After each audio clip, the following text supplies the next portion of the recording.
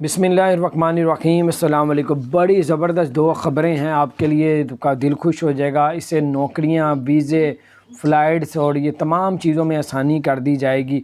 15 फरवरी से 15 फरवरी यानी कि आज से जो है वो आपको पूरे जो 15 फरवरी से जितनी भी पाबंदियां लगी हुई थी यूएई के अंदर, तमाम पाबंदियां जो है वो उठा दी गई हैं। और 15 फरवरी से उन्होंने कहा है जितनी भी पाबंदियां थी शादी में तादाद की, जनाजे में और मुख्तलिफ जो फंक्शन होते थे आपके, कुछ सब चीज़ों में पाबंदी उठा दी हैं।